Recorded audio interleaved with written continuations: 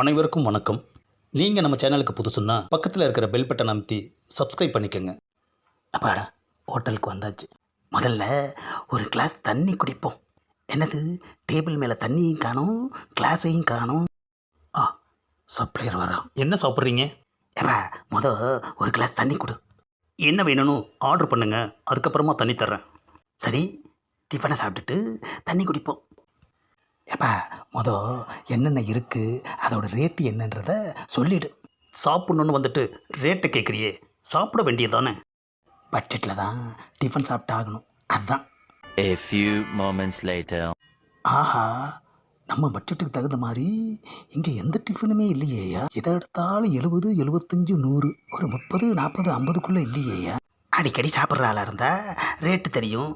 நாம் எப்போவாவது ஒரு நாள் சாப்பிட்றோம். அதான் இருக்கிற எல்லாத்தையும் சொல்லிட்டேன்ல, சீக்கிரமாக ஆர்டர் கொடு. சாப்பிட்ணுன்னு ஆசை, ஆனால் பட்ஜெட் இடிக்குது. உன்னை பார்த்தா சாப்பிட்ற ஆள் மாதிரி தெரியல. கரெக்டாக சொல்லிட்டப்பா. ஒரு கிளாஸு தண்ணி கொடு. அப்பாடா, தண்ணி எடுக்க போயிட்டான். தண்ணி கூட கேட்டானாயா கொடுக்குறாங்க. தண்ணியை குடிச்சிட்டு கிளம்பிட வேண்டியது தான். இந்தாங்க நீங்கள் கேட்ட தண்ணி. இப்போ சொல்லுங்கள், என்ன சாப்பிட்றீங்க? ஏப்பா, இந்த தண்ணி தான் சாப்பாடு, போதுமா? ஓ, நீ தண்ணி கேஸா? என்னது தண்ணி கேஸா? எல்லாத்துக்கும் ஒரு பேர் வச்சிட்றாங்கப்பா. அப்பாடா, ஒரு கிளாஸ் தண்ணியும் குடிச்சாச்சு. மதியம் வரைக்கும் பசி தாங்கும். கிளம்புவோம். இந்தா பில்லு. என்னது பில்லா? எதுக்கு? நீ குடிச்சியே தண்ணி, அதுக்கு தான் பில்லு. என்னது, தண்ணிக்கு பில்லா? ஆமாம். சொல்லவே இல்லை.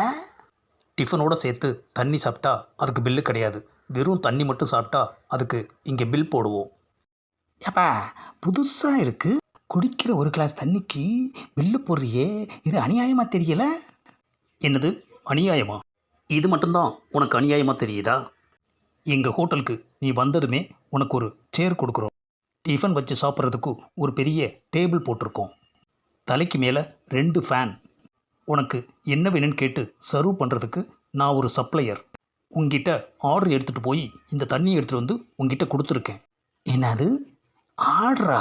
ஆமாம், தண்ணி கேட்டீல, அதுதான் ஆர்டரு. ஆஹா, ஏப்பா, எடுத்துகிட்டு வந்தா அதுக்கு பேர் ஆர்டரா? நல்லா சொல்கிறாங்க ஐயா. ஒரு கிளாஸ் தண்ணியில் இவ்வளோ பிரச்சனை இருக்கா? முன்னெல்லாம் எங்கே போனாலும் நம்ம பாட்டுக்கு தண்ணி குடிச்சிட்டு போய்கிட்டு இருப்போம். இப்போ என்னடான்னா ஆர்டர்னு சொல்லி பில்லை போடுறாங்களே ஐயா. ஏப்பா, தண்ணிக்கு காசுன்னு முன்னாடியே சொல்ல வேண்டியதானே? ஆமாம், இப்போது காசு இல்லாமல் தண்ணி யார் கொடுக்குறா? இந்த ஹோட்டலுக்கு வந்தது நம்மளோட தப்பு. சரி, என்னத்தை பெருசாக கேட்டுற போகிறாங்க. சரிப்பா, பில்லை கொடு. என்னது, ஒரு கிளாஸ் தண்ணி 55 ரூபாயா? தண்ணி 50 ரூபா தான், அதுக்கு ஜிஎஸ்டி 5 ரூபா. என்னது, ஜிஎஸ்டியா? தமிழில் தானே சொன்னேன். வர வர இந்த உலகத்தில் வாழவே முடியாது போல இருக்கு ஐயா. ஏப்பா, ஒரு கிளாஸ் தண்ணிக்கு 55 ரூபா வாங்குறீங்களே, இது அநியாயமாக தெரியலையா? நாங்கள் மட்டுமா வாங்குகிறோம்? அப்பப்போ ஹோட்டல் வந்து சாப்பிட்ணும். எப்போவாவது வந்தால் இப்படித்தான் விளங்கிடும். வெறும் தண்ணிக்கு பில்லு, அது போதாதுன்னு ஜிஎஸ்டி வேறு.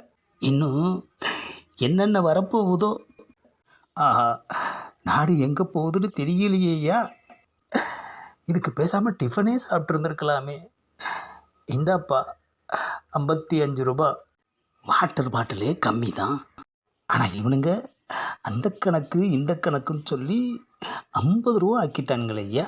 யோ, போய் இன்னும் 2 கிளாஸ் தண்ணி கொண்டாயா, போயா. இந்தா நீ கேட்ட தண்ணி. ஏயா நிற்கிற, நான் குடிச்சுக்கிறேன், நீ கிளம்பு. டிப்ஸ் எதுவும் இல்லையா? ஏன்னாது டிப்ஸா? இந்த பதிவை லைக் பண்ணுங்கள், ஷேர் பண்ணுங்கள், மறக்காமல் சப்ஸ்கிரைப் பண்ணுங்கள்.